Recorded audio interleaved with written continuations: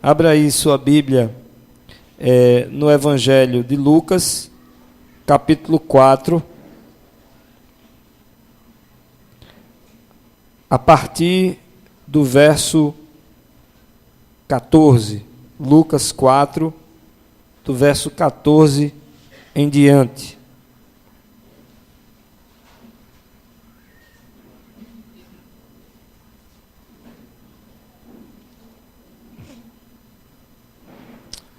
Eu preciso começar com uma exortação.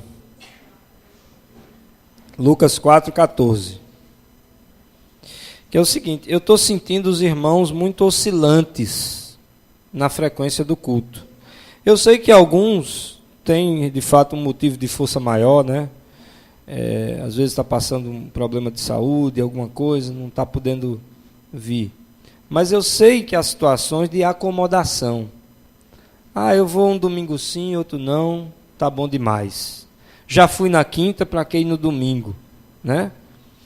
Mas, gente, nós não podemos deixar de nos reunir como igreja nessa grande congregação.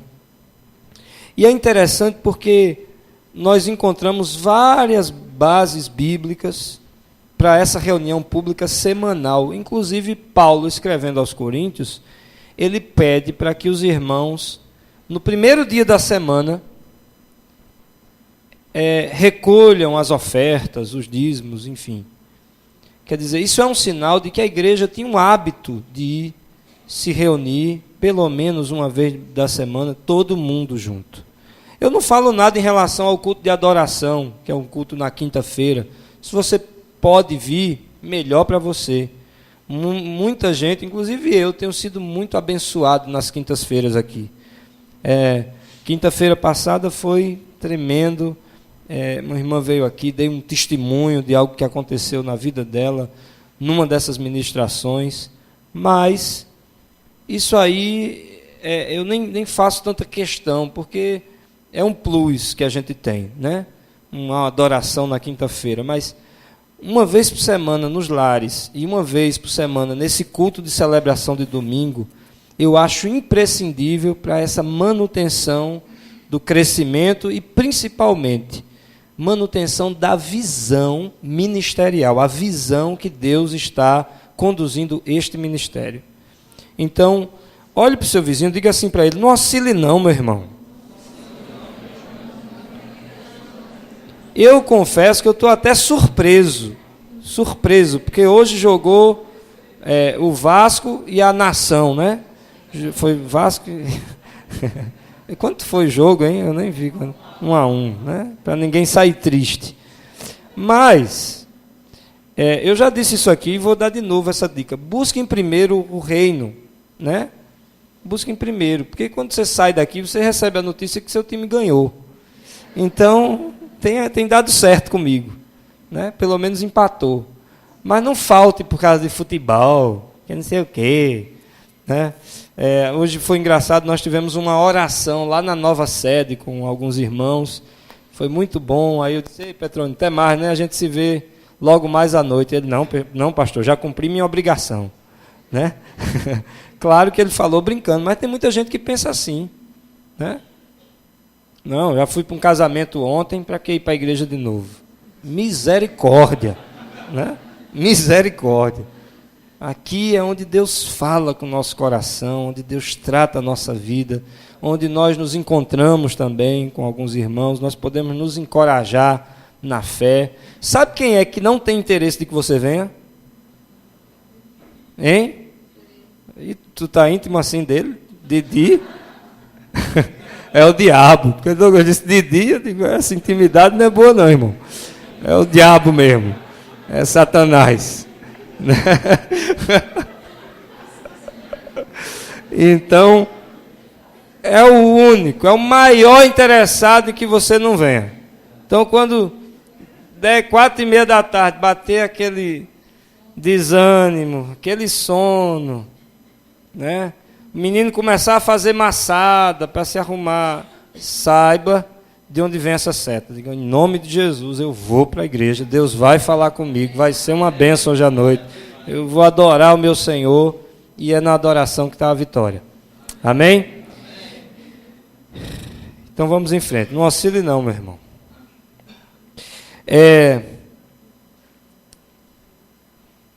Lucas capítulo 4, a partir do versículo 14.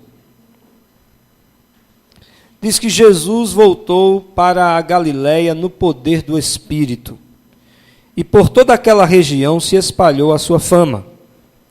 Ensinava nas sinagogas e todos o elogiavam. E ele foi a Nazaré, onde havia sido criado, e no dia de sábado entrou na sinagoga, como era de costume, e levantou-se para ler.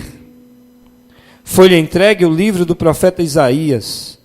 Abriu e encontrou o lugar onde estava escrito: o Espírito do Senhor está sobre mim, porque ele me ungiu para pregar boas novas aos pobres. Ele me enviou para proclamar liberdade aos presos e recuperação da vista aos cegos, para libertar os oprimidos e proclamar o ano da graça do Senhor. Então ele fechou o livro, devolveu-o ao assistente e assentou-se. Na sinagoga, todos tinham os olhos fitos nele.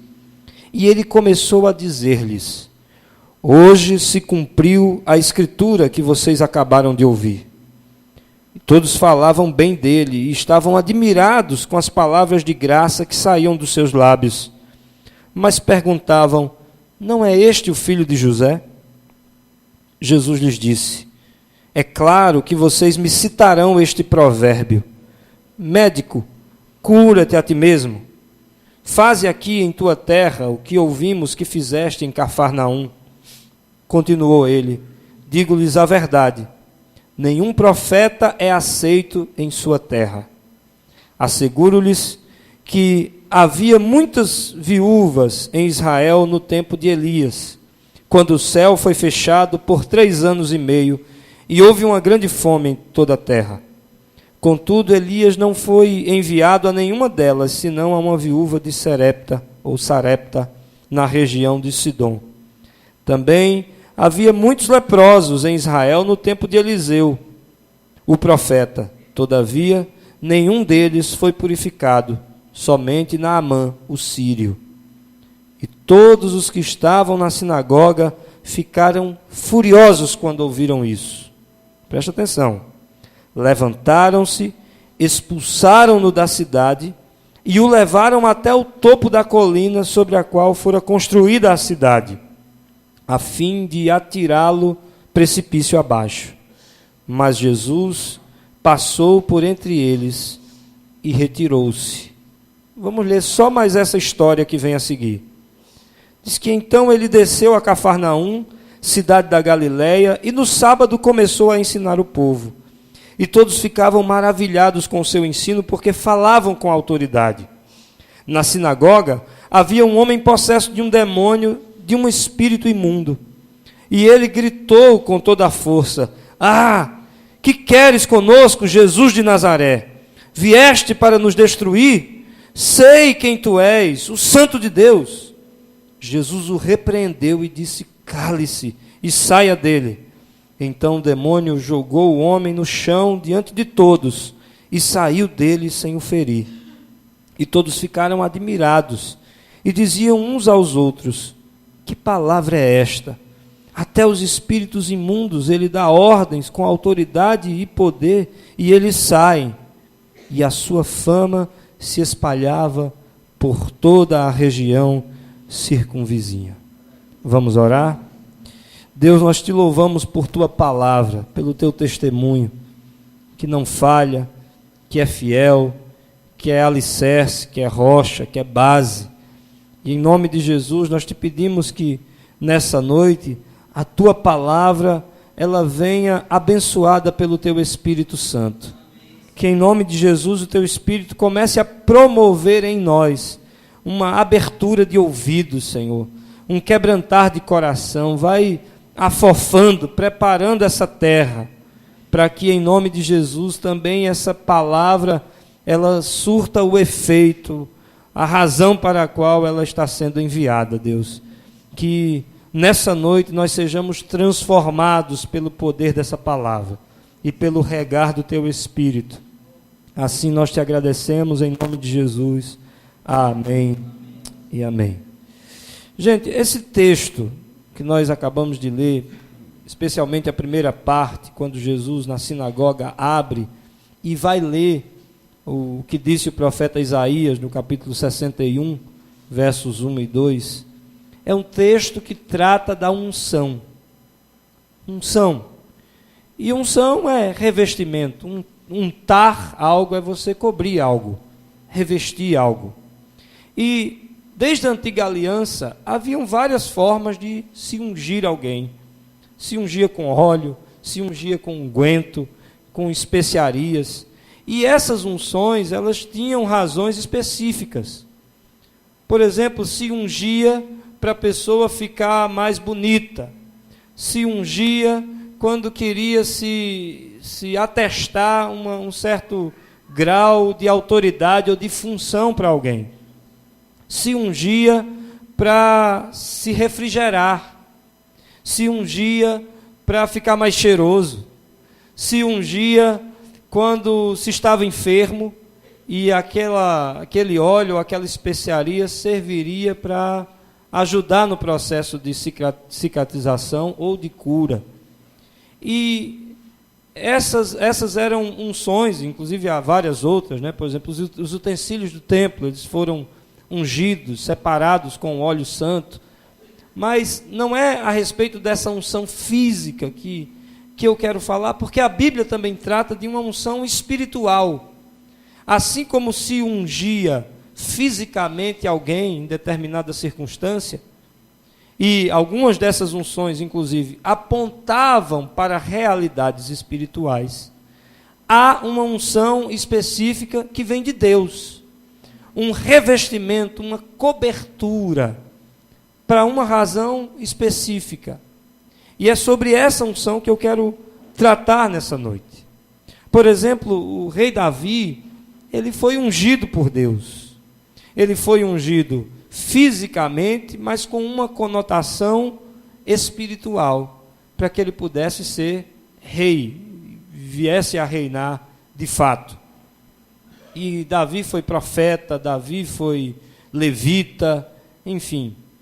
Davi, aliás, recebeu 3, não apenas uma, mas 3 unções específicas para a sua vida e ministério. E o profeta Isaías, quando ele vai falar a respeito disso, lá no capítulo 61, ele não está falando apenas de si mesmo, ele está apontando para Jesus.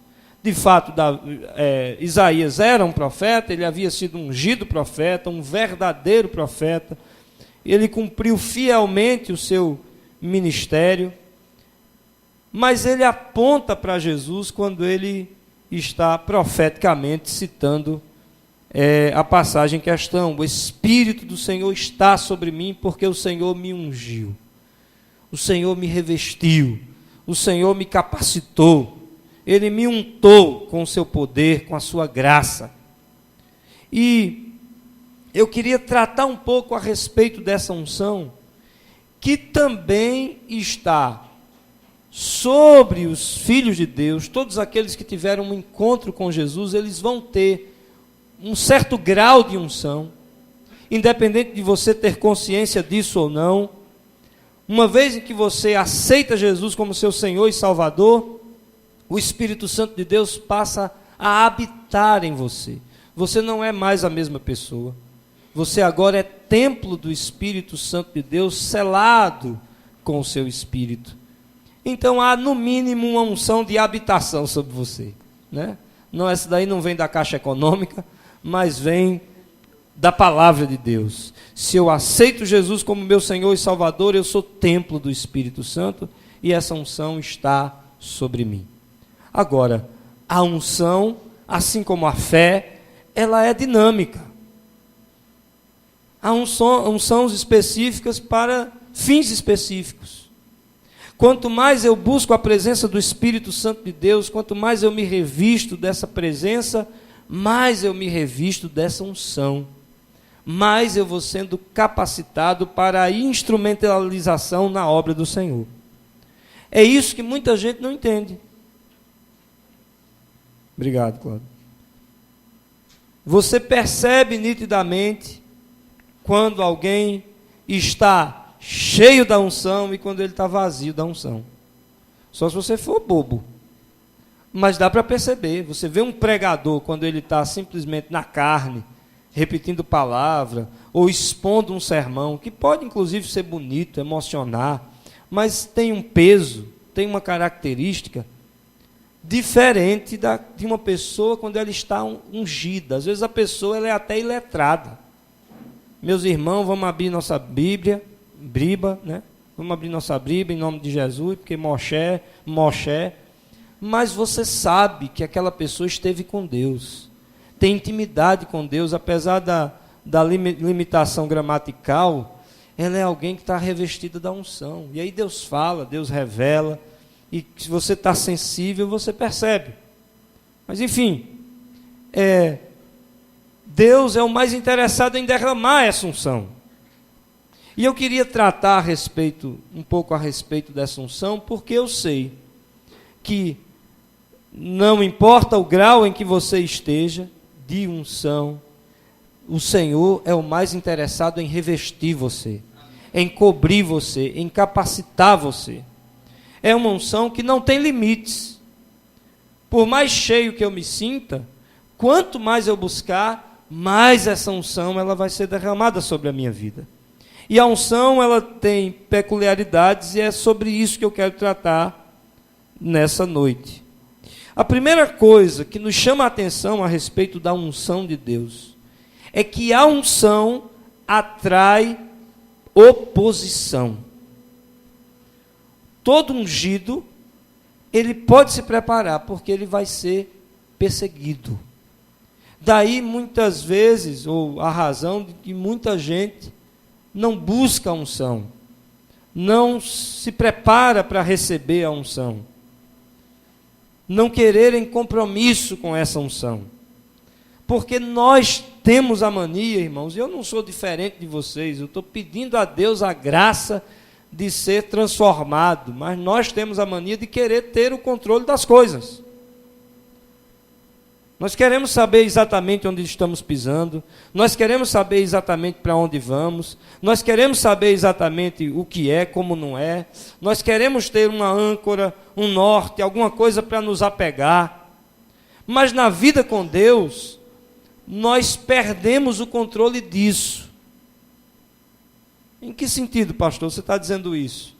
É porque a palavra de Deus diz que todo aquele que é guiado pelo Espírito Santo de Deus, ele é como o vento. Ele hoje está aqui, mas amanhã não sabe para onde vai. Ele vem de um lugar, mas não sabe como vai ser o depois.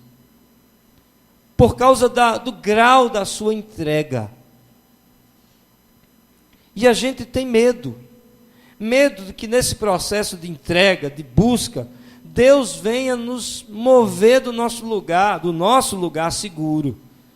Deus venha retirar nossa estabilidade.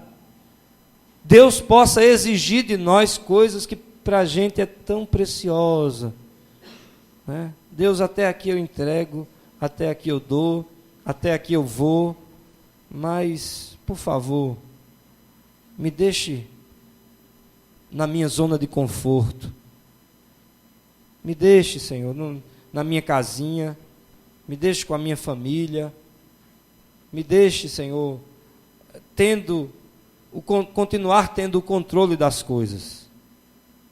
E é muito interessante porque, veja que foi o que aconteceu com Jesus. Depois da bênção, porque nós não lemos o capítulo todo, ia tomar muito tempo, mas antes do texto que nós lemos inicialmente, o verso 14, Jesus ele sai do deserto. Ele havia sido guiado pelo Espírito para ser tentado pelo diabo no deserto. E Jesus como sai do deserto? De que maneira Jesus saiu do deserto? Ele saiu vitorioso. O diabo tentou, mas não conseguiu derrubar Jesus. Então ele sai triunfante, ungido, revestido. E o que acontece? Ele declara a sua unção, e a primeira coisa que lhe vem é perseguição. Perseguição. Porque quanto maior a unção, quanto mais revestimento, quanto mais alinhado com Deus, mais oposição você vai encontrar. Mais crítica você vai encontrar. Mais condenação você vai encontrar. É por isso que Paulo diz que todos aqueles que desejam viver piedosamente em Cristo padecerão perseguição. Eu me lembro agora de Davi. Davi, quando ele é ungido rei de Israel, assim que ele é ungido, um povo, eu não lembro se foram os amalequitas ou esqueci agora, os midianitas, mas eles declaram guerra contra Davi. E eles os filisteus. Obrigado. Quem foi que disse? Sassá, só podia. Então, quando os filisteus declaram guerra contra os israelitas, é porque eles ouviram falar que Davi havia assumido o trono. E eles vão lá pelejar contra Davi. Primeiro ponto: sempre que houver unção, vai haver perseguição. Quanto maior a unção, maior a perseguição. E diz o texto que todos os que estavam na sinagoga ficaram furiosos quando ouviram Jesus falar. Levantaram-se e expulsaram da cidade, e levaram até o topo da colina sobre a qual fora construída a cidade, a fim de atirá-lo precipício abaixo. Eles queriam literalmente matar Jesus, por causa da unção que estava sobre ele. Ora, muitos ali conheciam Jesus, foram criados com ele, era a cidade natal de Jesus. Aliás, eles perguntam: não é esse o filho de José? Não é esse Jesusinho aí que vivia batendo pelada com a gente aqui? Brincando de esconde-esconde? E quando Jesus declara sua unção, sua autoridade, perseguição. Segundo lugar, quanto maior a oposição, mais força terá o ungido. Quanto maior a perseguição, mais força terá o ungido. Porque é quando a oposição se levanta que o poder de Deus se manifesta na nossa vida. Quando o inimigo pensa que vai nos matar, quando ele está certo de que vai conseguir nos derrotar, porque o grande alvo do inimigo não é o depositário da unção, mas é aniquilar a manifestação da unção. É isso que ele quer. Se ele puder te distrair, te convencer a não fazer uso da unção, para ele vai estar satisfeito. Ele vai te dar um Xbox novo, ele vai te dar um kite novo, ele vai te dar um carro novo, ele vai fazer o que ele puder para te tirar da presença. Agora, o fim dele é fazer com que a unção não se manifeste. O que acontece aqui? Eles têm certeza que vão jogar Jesus precipício abaixo. E é isso que o inimigo, se pudesse, faria conosco. Porque ele não quer que a unção se manifeste através das nossas vidas. Agora, é a mesma atitude que nós vemos em Paulo. Porque quando o inimigo achava que pressionava Paulo, Paulo dizia: olha, quando eu sou fraco, aí é que eu sou forte, porque o poder de Deus se aperfeiçoa na minha fraqueza. E veja que mistério nessa palavra. Veja que grande mistério. Quando esses homens levam Jesus para o precipício, o que acontece no verso 30? Hã? Se você for olhar pelos olhos humanos, irmãos, imagine um grupo de gente avança contra um homem, pega ele, leva para um precipício, conseguem arrastar da sinagoga até um precipício. E na hora de jogar, simplesmente a Bíblia diz, mas Jesus passou por entre eles e se retirou. Porque quanto maior for a perseguição, maior vai ser a manifestação de Deus através da vida do seu filho. Amém? Você crê nisso mesmo? Amém. Mas é preciso buscar a unção. É preciso estar revestido da unção. Esse é um mistério muito maravilhoso, irmãos. Muito maravilhoso. Eu já li esse texto, reli esse texto, e todas as vezes eu fico encantado com essa figura. Eu queria que, por favor, 10 homens que viessem aqui na frente como voluntários. 10. Rapidinho, vamos lá? Para não demorar muito. Fica aqui nesse canto aqui, Tiago, por favor. Seu Paulo, Caba Forte.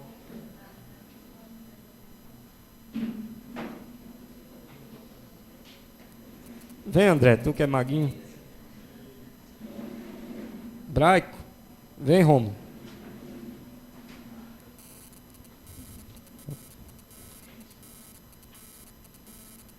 Pronto. Vire de costa para o pessoal lá, por favor. Certo. Agora, vocês estão vendo, vocês estão me vendo aqui, né? Agora imagine se esses homens quisessem me segurar. Me segure mesmo. Eu vou passar aqui e vocês vão me segurar. Vá, segure. Será que tem homem que passe por esses aqui? Só se for John Jones, né? Não passa, mas fica aqui, peraí, Douglas. Acabou não. Agora imagine se houvesse assim um mistério que paralisassem vocês. Simplesmente paralisassem vocês. Para mim foi o que aconteceu naquele dia. Tá aí vocês querendo me matar, querendo me jogar precipício abaixo, e de repente...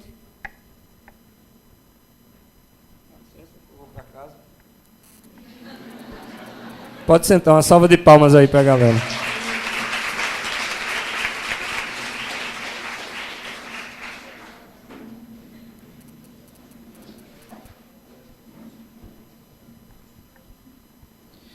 Aprenda uma coisa, meu irmão. As lutas, elas geram fortalecimento da nossa fé. E como a gente chora na hora da luta, né?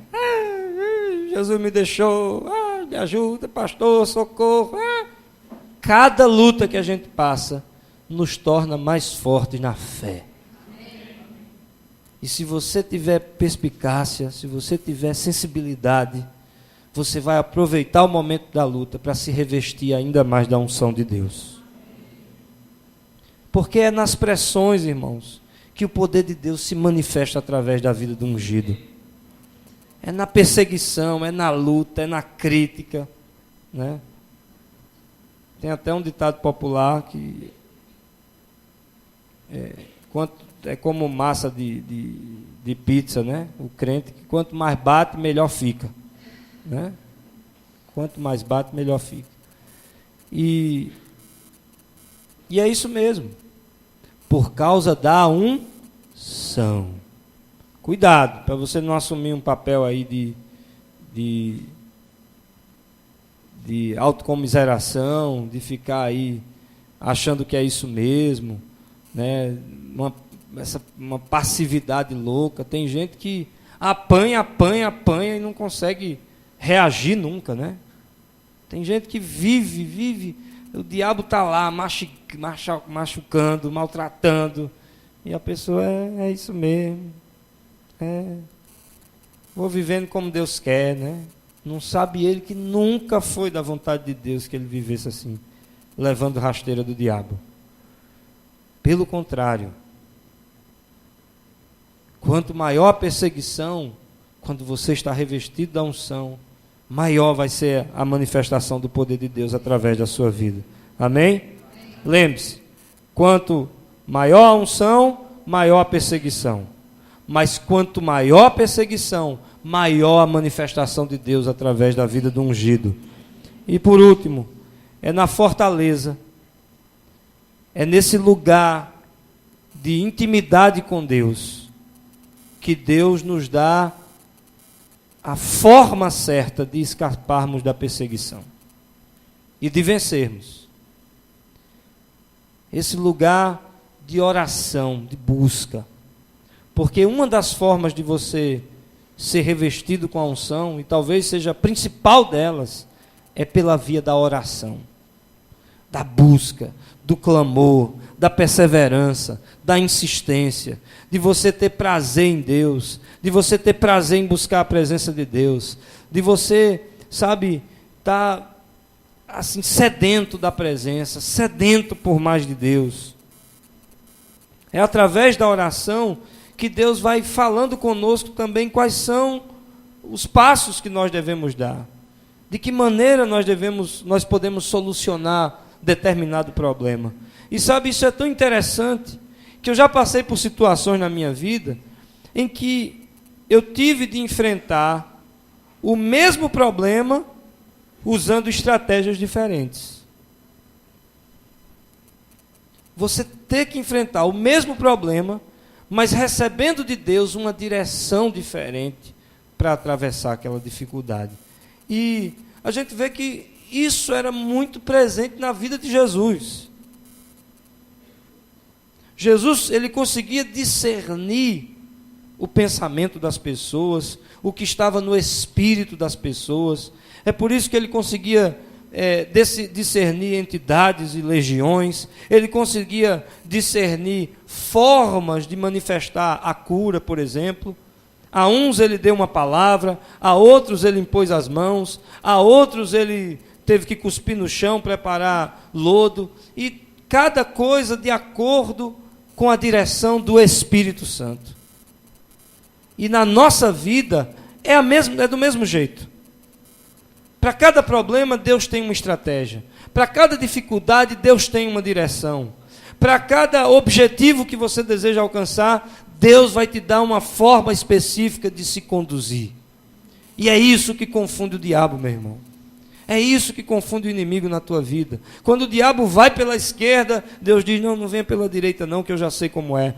Quando você lê o Antigo Testamento, especialmente 1 Samuel, 2 Samuel, Reis, Crônicas, você vai ver que em várias batalhas Deus compartilhava especificamente com seus reis de que maneira eles iriam derrotar o inimigo.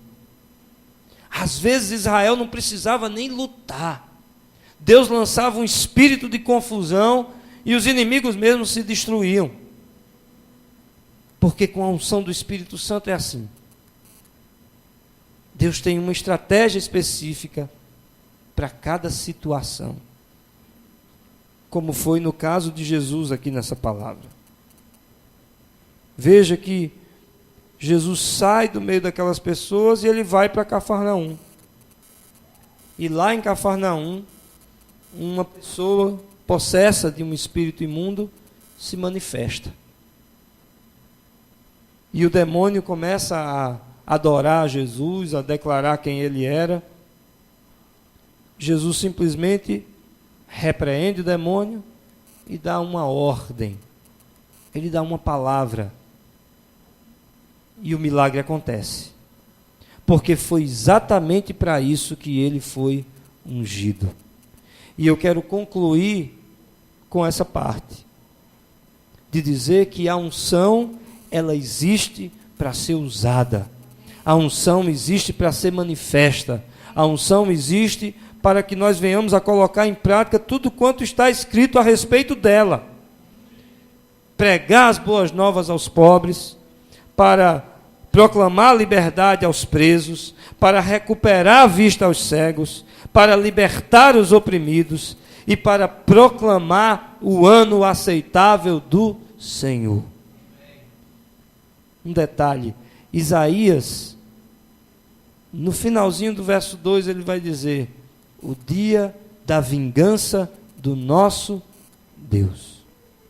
Por que é que Jesus para em o ano aceitável do Senhor? Porque essas são cenas para os próximos, ou o próximo capítulo. É quando Jesus voltar. O dia da vingança está guardado para quando ele voltar.